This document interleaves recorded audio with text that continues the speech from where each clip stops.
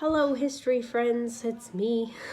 Bet you're missing me so much. This is kind of weird to make a video of myself because I don't usually do this, but I guess you guys look at me every time I talk. Today we are going to learn about, I'm really kind of wrapping up the World War II. We're going to talk about a couple of important battles that are the turning point in World War II that are going to turn the war in favor of the Allies. So basically, where we left off, we were, the Nazis had pretty much taken over all of Europe. We've been talking about the Holocaust and, the effect on individuals a lot. But now we're going to kind of shift to some battles and to some war tactics that are going to really change the face of the war and, again, get us in favor of the Allied powers, which you guys need to know who the Allies are and who the Axis powers are. So make sure you do, okay? First battle we're going to talk about is the Battle of Atlantic. Now, if you're following along with these are the notes that are listed on Google Classroom for you under the war in Europe and North Africa. So these are the ones you should be following along with, and you can use those notes that are posted on there to help you go with this, okay? So the Battle of Atlantic, we've talked about the attack on Pearl Harbor, okay? And Tojo of Japan ordered that attack on Pearl Harbor.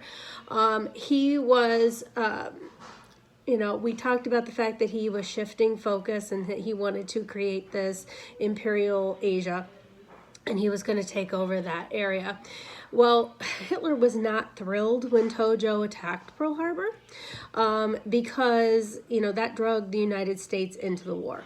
Okay, so Pearl Harbor was that big event that drug us into the war, because we could no longer deny that this war didn't affect us because we were attacked directly. So it was at that point that Roosevelt decides that he's going to split our forces. Half will go to Japan and half will go to the war in Europe. And we decided that it was important because they were allies that we would attack them on both sides. And after Tojo did that, I mentioned earlier that Hitler was not thrilled that he did this because, again, he wanted to defeat the British and the French before he goes and he defeats I hate doing this by myself. He wanted to defeat the British and the French before he attacked America. So his intention was to eventually come after us once he had established his empire in Europe. But that wasn't going to happen because now Tojo made that decision without consulting Hitler. So now he has to do that. And he ordered ships to actually attack along our eastern coast. So while he didn't actually get to the eastern coast, New York, Massachusetts, he did order ships along that border. Our naval ships met them and defended that before he got to the United States. But he felt like he needed to make a tactical move and attack us there. Mostly he's trying to prevent any kind of food or weapons or supply ships that are on their way over to Europe as we make our way over there to definitively start this war. In 1942, the Germans sank 87 of our ships. 7 months into 1942, the Germans had sunk 681 Allied ships.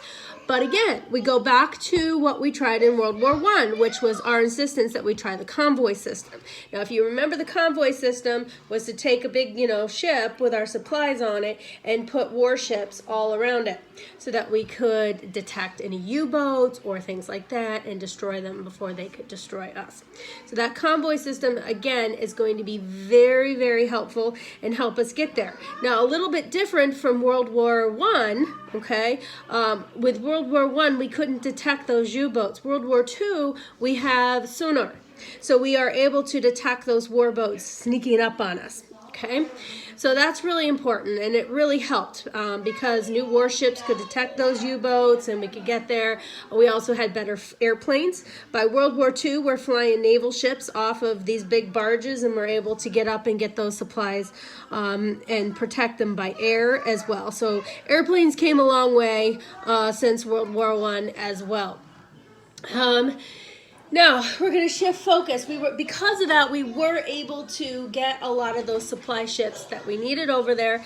And again, just like World War I, here we come to save the day because we offer new supplies, new weapons, new soldiers.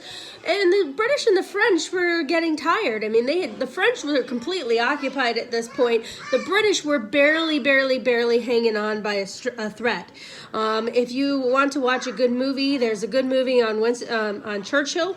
That really explains what a desperate situation that the British were in.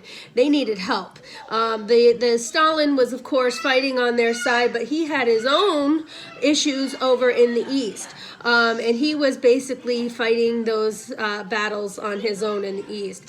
And he had... they had actually taken Leningrad, the Germans did, so they had to fight a battle in the east as well. Back to Churchill, he had begged Roosevelt to come over, and Roosevelt had pretty much ignored...